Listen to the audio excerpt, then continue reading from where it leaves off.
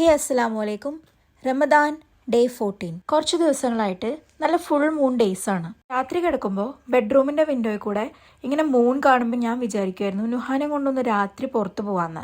അങ്ങനെ ഞങ്ങൾ ബഹ്റൈൻ്റെ capital city ആയിട്ടുള്ള മനാമയിൽ കൂടെ ഒന്ന് നടക്കാൻ തീരുമാനിച്ചു.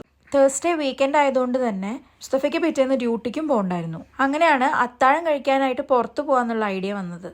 അത്താഴത്തിന് കോഴിക്കോട് സ്റ്റാർ റെസ്റ്റോറൻറ്റിൽ നല്ല മീൽ കോംബോ കിട്ടുന്ന ഒരുപാട് വ്ളോഗ്സിൽ കണ്ടിരുന്നു. അത് കണ്ട് കൊതു കയറി കോഴിക്കോട് സ്റ്റാറിൽ പോയപ്പോൾ അത് ക്ലോസ് ചെയ്തു. എക്സ്പ്രസ് റെസ്റ്റോറൻറ്റിലാണെങ്കിൽ മീൽസ് ഒന്നും അവൈലബിളും അല്ല. എന്നിട്ട് ഞങ്ങൾ എവിടെ നിന്ന് അത്താഴം കഴിച്ചെന്ന് അറിയണ്ടേ.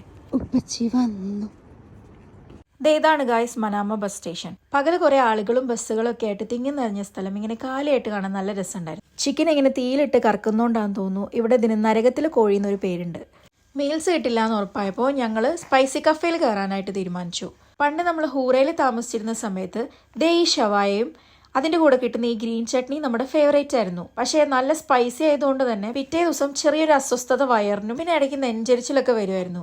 എന്തായാലും ക്രേവ് ചെയ്താൽ പിന്നെ കഴിക്കാതെ നിവർത്തില്ലല്ലോ. ആദ്യം കുബൂസ് വന്നു, പിന്നെ സാലഡ് വന്നു. നുഹാക്ക് ഒരു ക്യാരറ്റും കൊടുത്ത് അവളെ പറ്റിച്ചിരുത്തി. കുബൂസ് ഇങ്ങനെ ഫ്രഷ് ആയിട്ട് പ്രിപ്പയർ ചെയ്ത ഹമൂസിൽ ഇങ്ങനെ മുക്കി കഴിക്കാൻ നല്ല ടേസ്റ്റ് അല്ലേ. വയറൊന്ന് സെറ്റ് ആവാനായിട്ടൊരു പൈനാപ്പിൾ കുലുക്കി ഓർഡർ ചെയ്തു.